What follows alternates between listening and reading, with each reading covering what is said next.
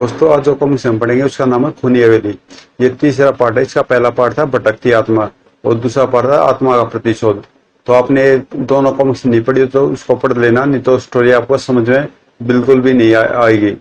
ये वे दोनों कॉमिक्स आपको मेरे चैनल की प्ले लिस्ट में राम रीम का फोल्डर होगा, उसके अंदर मिल जाएंगी आपको दोनों कॉमिक्स। तो यहाँ पर जो स्टोरी है ये दोनों पार्टों की है, तो मैं इसको स्किप कर रहा हूँ, ये आप पढ़ लेना वहां जाके। मैं यहाँ से पढ़ता हूँ। हाँ मैं ठीक कह रही हूँ। और तुम जिस जिस जले भयानक किशोर को देख रहे हो यह मेरा छोटा भाई कुंदन है। किसी समय देखने में यह अति सुंदर था, लेकिन इसे इस हालत में पहुंचाने वाले कुछ दरिंदे डाकू थे।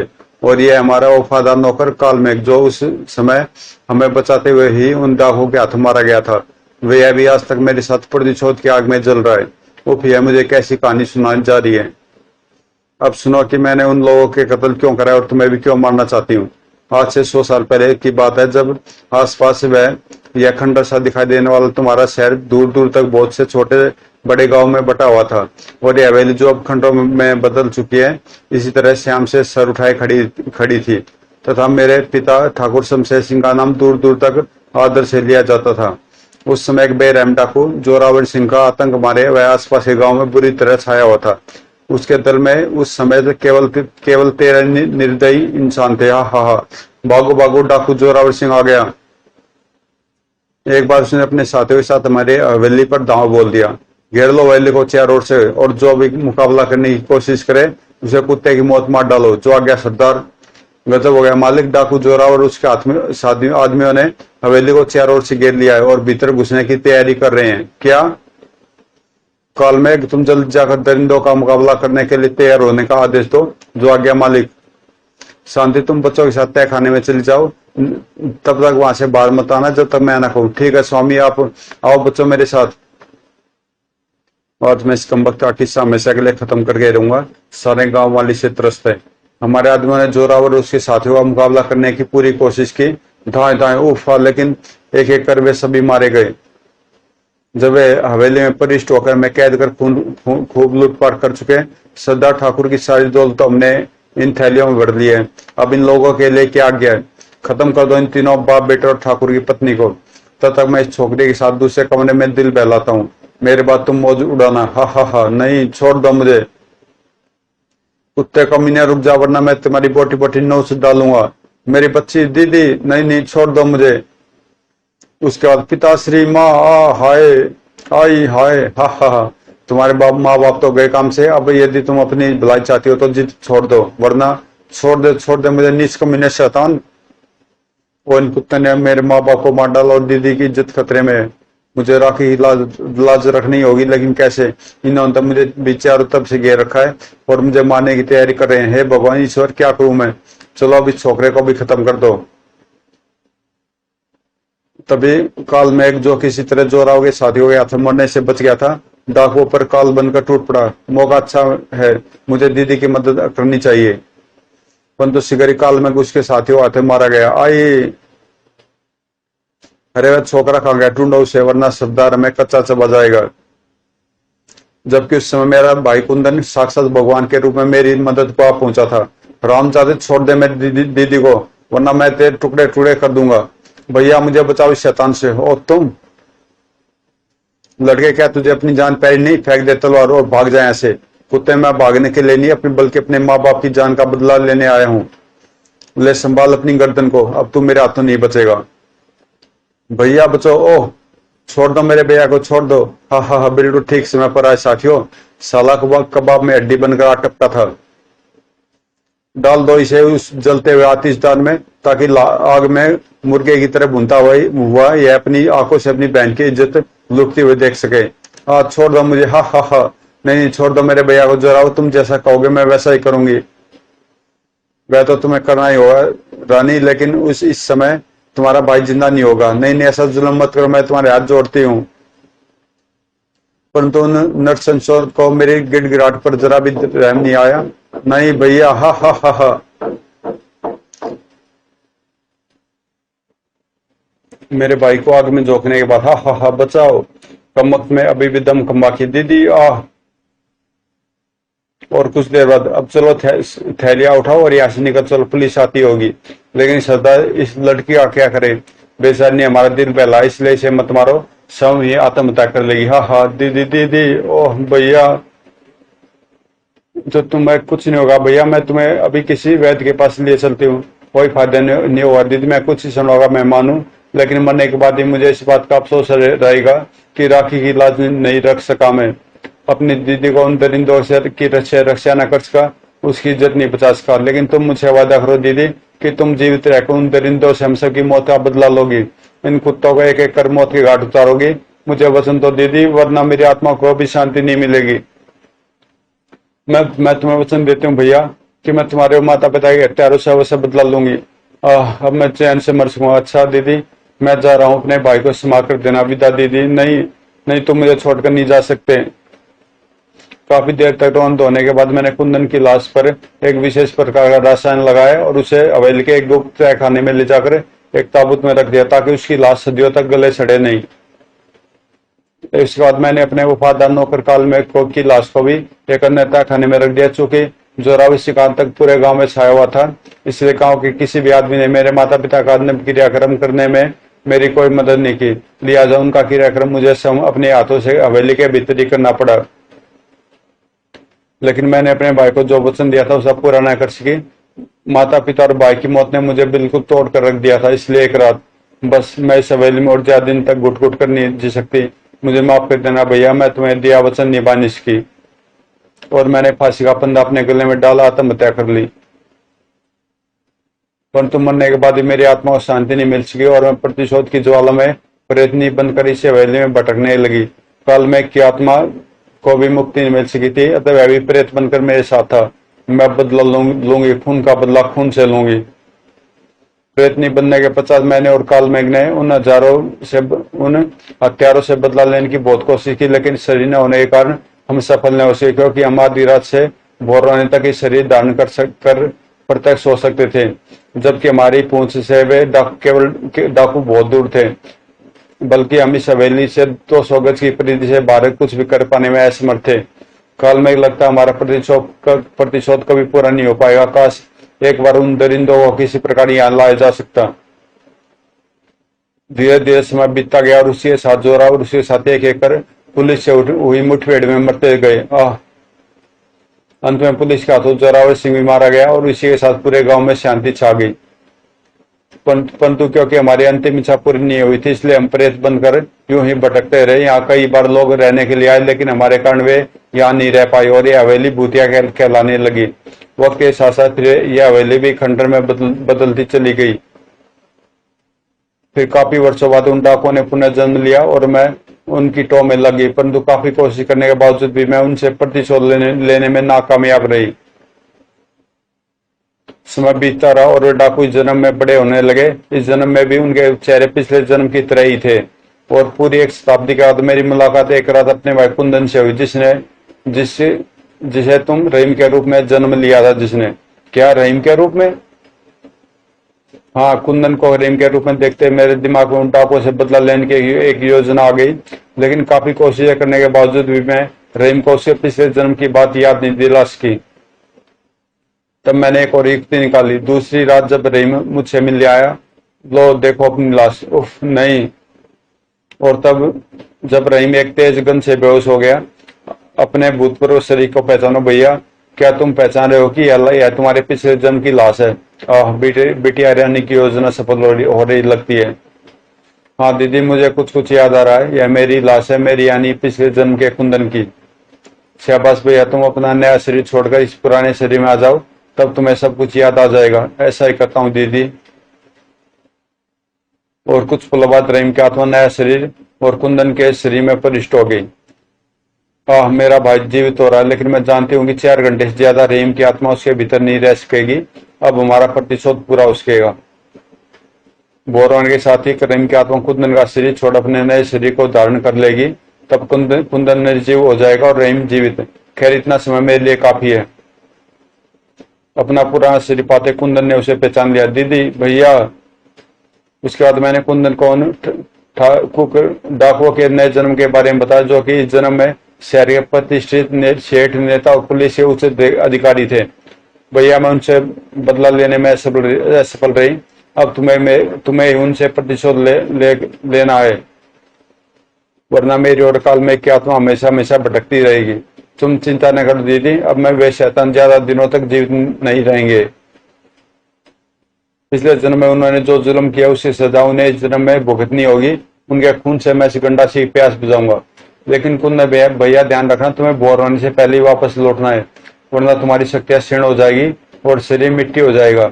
जबकि मैं चाहती हूँ कि जब तक उन तमाम डाकुओं को उनके किए की सजा न मिल जाए, तुम्हारा शरीर सही सलामत रहे, क्योंकि रहीम के रूप में तुम्हें पिछले जन्म जीवन की कोई बात याद नहीं रहती। ठीक है दीदी, मैं ध्यान रखूंगा। उसके बाद रहीम कुंदन के शरीर में रोज रात के 12 बजे के बाद हवेली से बाहर निकलता और उन डाकुओं में से कुछ और खून करके और बोर होने से पहले ही वापस लौट आता।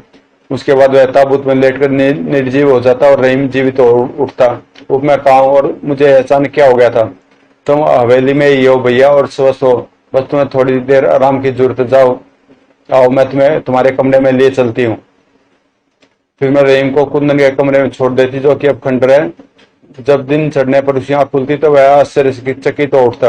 आश्चर्य रात में एक सुंदर सजाए कमरे में सोता हूँ, परंतु दिन में अपने आप को यहाँ पड़े पाता हूँ और अपने घर वापस लौट जाता। जब सारी कहानी सुनाई पश्चात कामनी खामोश हुई। इसका मतलब यह हुआ कि जिन लोगों का तुमने कुंदन के हाथों कत्ल करवाया है वे सभी पिछले जन्म में डाकू थे। हाँ, अब केवल 2 ही बचे हैं, जिनमें से एक डाकू जोरावर सिंह शवम है और दूसरा उसका साथी भिखा। क्या रहीम इस समय भी हवेली में है? हाँ, लेकिन निर्जीव जीवित अवस्था में। वह कुंदन के रूप में तुम्हारे सामने है और इस शरीर में वह तुमसे बिल्कुल अपरिचित है। विश्वास नहीं होता रहीम को तो मैं घर पर गहरी नींद में सोता छोड़ कर आया था।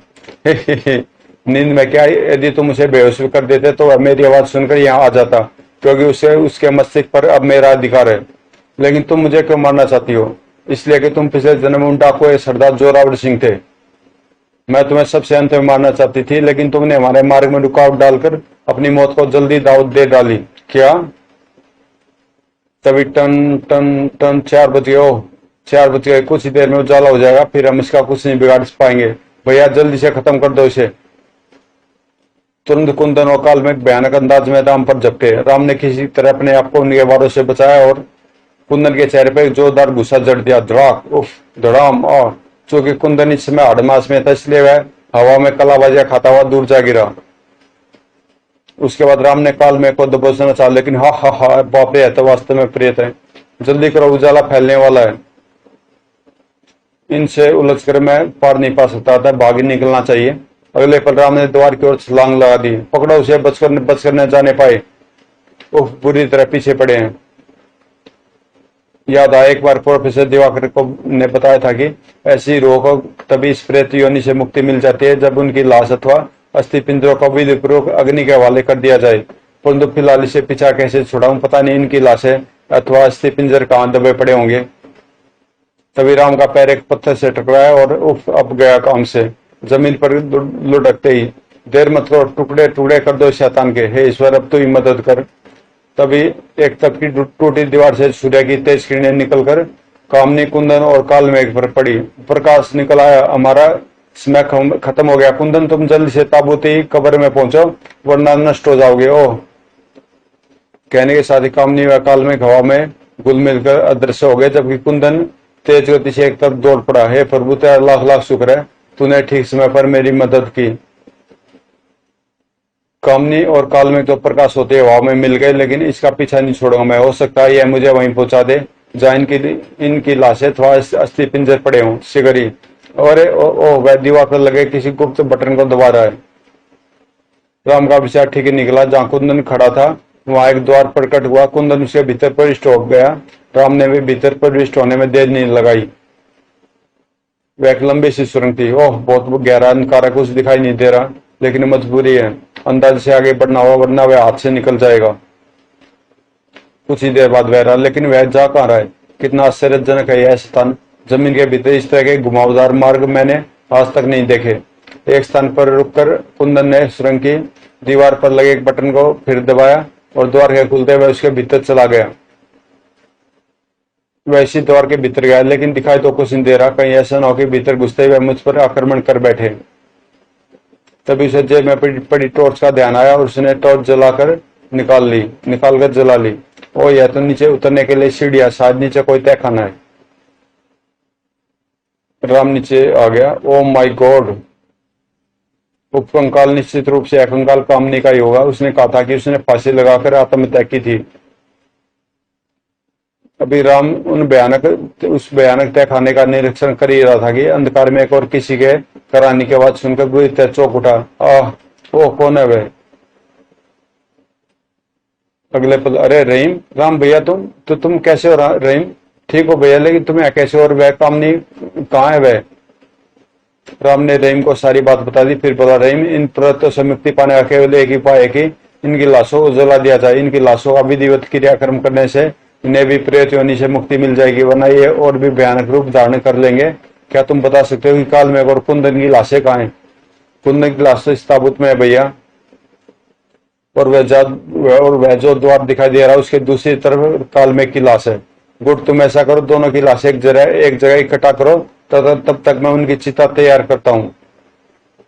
राम ने वहीं पड़े पुरानी लकड़ी के सामान को तोड़ कर 3 चिताएं तैयार की। रहीम ने कुंदन और कालमेघ की लाशों को एक एक चिता पर रख दिया और स्टूल पर सटकर छत से कामनी के अस्थि पिंजर को उतारने लगा। इन दोनों की चिताओं को तो आग दे दूं। दो भैया, इस प्रेतनी का भी क्रियाक्रम कर दो, रख दो इसे भी चिता पर। आज यह हवेली भूत प्रेतों से मुक्त हो जाएगी। प्रेम ने कामनी के अस्थि पिंजर को भी चिता पर रख दिया, लेकिन जैसे राम ने उसकी चिता में आग लगानी चाहिए, अचानक ही रेम के कंठ से न केवल किसी हिंसक भेड़े के समान गुर्राटे ही निकलने लगी, बल्कि उसके चेहरे पर भी भयानक परिवर्तन होने लगे। गुर्र, ओ, ये अचानक से क्या हुआ? और फिर देखते थे रेम का चेहरा किसी दरिंदे के समान भयानक हो उठा। रेम, तुम ठीक तो हो ना? परंतु कुछ बोलने की बजाय रेम ने उस पर भयानक ढंग से आक्रमण कर दिया। धड़ाक। उफ, तुम होश में तो हो ना रेम? मैं तुम्हारी बोटी बोटी नोच डालूंगी कमीने। तुम मेरे सिर को यूं ही नष्ट नहीं कर सकते। रेम के कट से निकलने वाली आवाज जनानी थी, जिसे सुनकर राम ने केवल बुरी तरह चौंका, बल्कि तुरंत उछलकर खड़ा भी हो गया। रेम ने पुनः उस पर आक्रमण कर दिया और लगता है इस पर कामनी की आत्मा सवार हो गई है और वहीं इससे यह सब करवा रही है। परंतु इस बार राम अपने आप को साफ बचा गया। फिर रहीम पागलों के समान उस पर बार बार आक्रमण करने लगा। शायद वह नहीं चाहती कि प्रतिशोध पूरा होने से पहले उसके शरीर को नष्ट किया जाए, लेकिन राम केवल अपने आप को बचाता रहा। वह रहीम पर आक्रमण करने की कोशिश नहीं कर रहा था। यदि मैंने इस पर आक्रमण किया तो इसे चोट पहुंच सकती है। बस कामनी की आत्मा से निपटने का एक उपाय कि उसकी चिता को इससे बचते हुए किसी प्रकार अग्नि दे दी जाए। और कुछ देर तक रहीम के आक्रमण से बचते बचते अचानक राम ने जलती हुई चिता से लकड़ी खींच ली। बस कामनी, तुम्हारा खेल खत्म हुआ, अब तुम्हें रहीम का शरीर छोड़ना ही होगा। नहीं नहीं, तुम ऐसा नहीं कर सकते, मैं तुम्हारा खून पी जाऊंगी। परंतु इससे पहले कि रहीम राम तक पहुंच पाता, राम ने जलती हुई लकड़ी कामनी की चिता से छुआ दी। आई, कामनी की आत्मा को शायद मुक्ति मिल रही है। चिता की आग पकड़ते ही रहीम कामनी के शरीर में भयानक ढंग से चीखा और जमीन पर गिरकर बेहोश हो गया। रहीम, रहीम, होश में आओ रहीम। तब एक तेज गड़गड़ाहट के साथ समूचा तहखाना किसी सूखे पत्ते के समान कांपने लगा। गड़गड़ गड़, इस बार लगता है तहखाना तबाह होने जा रहा है। फिर बिना एक पल भी नष्ट किए राम ने गजब की फुर्ती के साथ बेहोश रहीम को उठाकर अपने कंधे पर डाला और बाहर की ओर दौड़ पड़ा। गड़ गड़ गड़, तहखाने से बाहर निकलकर राम उसी रास्ते पर वापस दौड़ पड़ा जिस रास्ते से वह आया था। उसके आगे बढ़ने के साथ ही पीछे की वस्तुएं टूटती जा रही थी। धड़ाम, कड़कड़। लगता जैसे प्रलय कामनी की आत्मा की मुक्ति की का बेसब्री से इंतजार कर रही थी। जब राम हवेली से बाहर निकला तो चारों ओर सूर्य का तेज उजाला फैल चुका था और उसी उजाले के साथ ही संपूर्ण हवेली पुनः खंडरों में बदल चुकी थी। इस तरह निपटा यह भयानक आत्मा का चक्कर। शुक्र है कि रेम के साथ साथ मैं भी बाल बाल बच गया। फाटक से बाहर निकलने पर इस बुत के भी टूटने से यह साफ जाहिर होता है कि कामनी और कालमेघ की आत्मा को वास्तव में ही प्रेत योनि से मुक्ति मिल गई है। एक टैक्सी कर राम रहीम को लेकर अपनी कोठी पर पहुंचा। अरे क्या हुआ रहीम बेटे को? उसने कहा केवल बेहोश है, कुछ देर बाद अपने आप होश में आ जाएगा। बस ईश्वर का शुक्र करो कि किसी तरह इस प्रेत जाल से मुक्त करा सका, वरना इस बात तो शायद रहीम से कोई जिंदा न बचता। फिर राम ने उसे सारी कहानी कह सुनाई। फिर कोठी के भीतर पहुंचकर राम ने जैसे रहीम को उसके बिस्तर पर लिटाया, ट्रेन ट्रेन और शायद चीफ अंकल का ही फोन है। Hello Ram speaking. राम बेटे तुम कहाँ थे? अब तक न जाने मैं कितनी बातों में फोन कर चुका हूँ। सुनो, कल रात शांति अनाथ आश्रम में मैनेजर का खून हो गया है और खूनी वही भयानक शक्ल वाला है।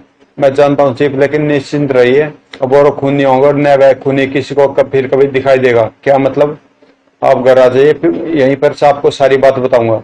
ठीक है, मैं भी पहुंच रहा हूँ। कुछ देर बाद चीफ मुखर्जी कार द्वार राम के घर पहुंचे। अरे यह रहीम अभी तक सोया पड़ा है। यह सोया नहीं है चीफ, बल्कि बेहोश है। फिर राम ने चीफ मुखर्जी को सारी कहानी सुना डाली। सब कुछ सुनकर वे आश्चर्यचकित उठे। निस्संदेह अविश्वसनीय घटना थी है। यदि कोई दूसरा मुझसे भूत प्रेत की बात करता तो मैं हरगिज विश्वास नहीं करता। खैर जो भी हो, कम से कम इन खूनों से व्याप्त आतंक तो समाप्त हुआ। अचानक राम का चेहरा उदास उठा।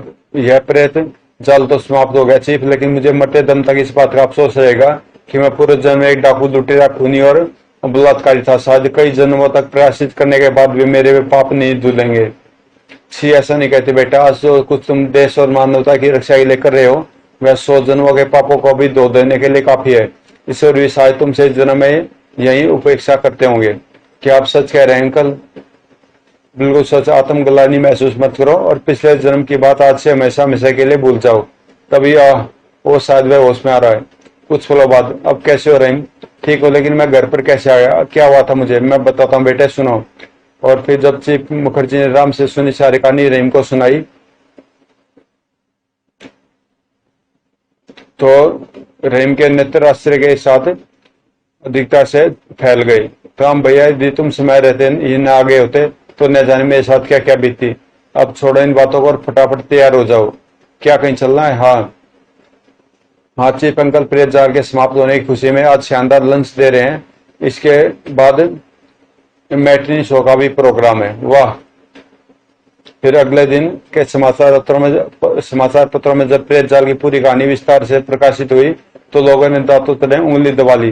पुरानी हवेली से प्रेत जाल का खात्मा, राम के प्रेतों से टक्कर, भयानक खूनी का अंत। कुछ दिनों तक तो लोगों को भूत प्रेतों की उस कहानी पर विश्वास नहीं हुआ, लेकिन जब उस दिन से फिर कोई कत्ल शहर में नहीं हुआ और जब भयानक चेहरे वाला इंसान दिखाई नहीं देने के साथ साथ लोगों को हवेली के खंडरों में भूतिया चमत्कार भी दिखाई नहीं दिए तो सभी राम की बुरी बुरी प्रशंसा कर रहे थे। निस्संदेह राम जैसा बहादुर लड़का जिस देश में जन्म लेगा उस देश पर कभी कोई खतरा स्थायी रूप से नहीं मंडरा सकता। सच कहते हो भाई, ईश्वर उसे लंबी उम्र दे और हमेशा उसे मुसीबतों से बचाए रखे।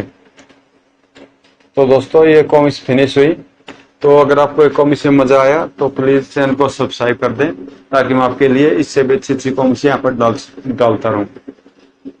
दोस्तों, ये कॉमिक्स मुझे राम जी की जितनी भी कॉमिक्स है उनमें सबसे टॉप की कॉमिक्स लगती है। ये सीरीज जो थी, ये आत्मा वाली, तो आप भी इसको जरूर पढ़े और एंजॉय करें और अपने दोस्तों को भी बताइए इस सीरीज के बारे में और शेयर भी करें। और हो सके तो प्लीज सब्सक्राइब कर दे अगर आपने सब्सक्राइब नहीं किया तो मिलते हैं किसी अगली सीरीज में।